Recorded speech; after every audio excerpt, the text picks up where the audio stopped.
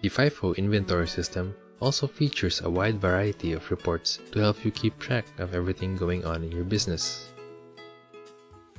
All reports work the same way. You set the fields to filter the data to display and click View. You can also export these reports via the PDF and Excel buttons on the upper right corner. In the purchase order section, we have the PO monitoring report for monitoring all purchase orders and keeping track of the status, remaining balance, and so on. You can also view the ledger of each purchase order by clicking on the View Ledger button on the right. In the receiving section, there are also the receiving summary for the summary of all receiving and sales return transactions, purchase return summary for the summary of all purchase returns, and expiry monitoring to help you monitor which items are about to expire.